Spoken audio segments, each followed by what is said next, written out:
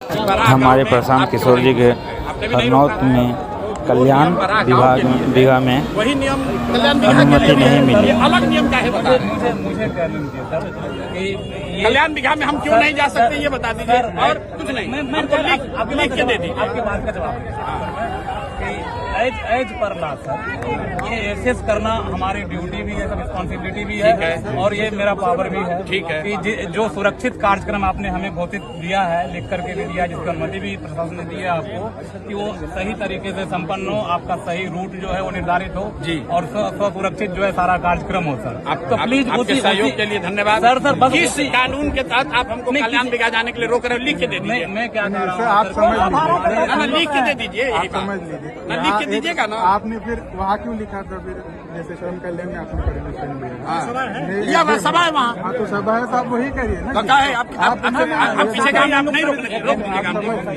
आप रोक दीजिएगा सर मेरी बात आप हमको रोक दीजिएगा। आप ही एसडीएम है तो आप यहाँ हमको गाँव में हमको आने के लिए आपसे परमिशन लेना पड़ेगा। आपने कहा आप एसडीएम हो तो आप परमिशन तो लॉ एंड ऑर्डर होगा तो आप कौन जिम्मेदार है? अरे आप लॉ एंड ऑर्डर के यहाँ पुरोधा बन रहे हैं। हम पिछले गांव में गए थे, लॉ एंड ऑर्डर नहीं हुआ तो उसका भी आपने सूचना नहीं दिया। दिया। आ ही रहे थे, आप वहाँ क्यों नहीं पकड़े? वहाँ क्यों नहीं रोके? आपके जिला अध्यक्ष से अरे सुनिए, ये सुनिए ना, रुकिए, बताइए अभी एसडीएम आप ज्यादा सुनिए, मुख्यमंत्री के जिला में एसडीएम हो गए हैं तो राजनेता मत बनिए, बन रहे हैं। मैं सुन रहा हूँ आपके बारे में। आप किस अधिकार के तहत हमको किसी गांव में जाने के लिए रोकना है वो लिख के दे दीजिए। लिख के दीजिए, आपका परमिशन लिख के दीजिए।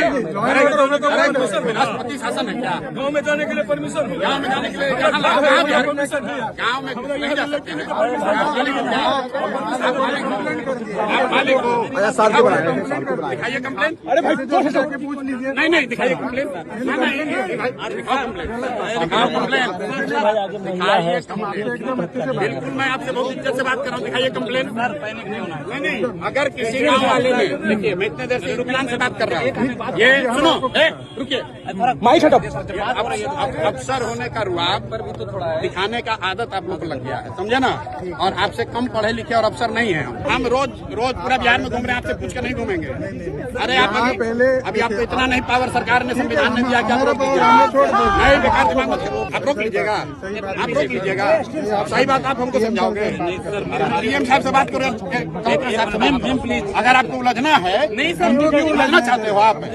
इससे बचाना आपका भी काम है। आपको दिक्कत ना हो जाए इसलिए। अरे हमारी दिक्कत है, चिंता मत करो, आप लिख के दे दीजिए, हम चले जाएंगे। तो जो मांग रहे हैं वही कीजिए ना। लिख के दीजिए, कहाँ चीज कर लिख रहे के हैं दीजिए, हम लोग? लिख के दीजिए, तो कर रहे हैं, अकेले भी हम चल जाएंगे। नहीं कोई नहीं बात, पीछे हो जाइए, हम आप काम कर रहे हैं, हम छोड़ दें। कोई नहीं बात आप दे दीजिए, आप दीजिए हमारे। आप बिहार के सर को दीजिए। लोगों को बुला के धमकी देते हो? धमकी दोगे? नहीं, मतलब एसडीएम है, आप लोगों को बुला के पॉलिटिशियन बनना चाहते हैं भैया? आप लोगों को बुला के धमकी दे रहे हो?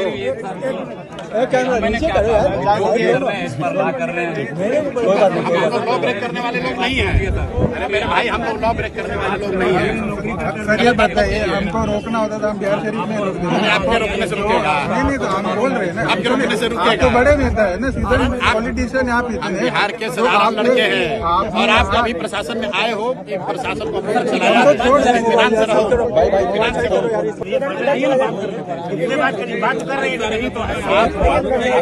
लिख के दे दीजिए, लिख के दीजिए, लिख के दीजिए, लिख कर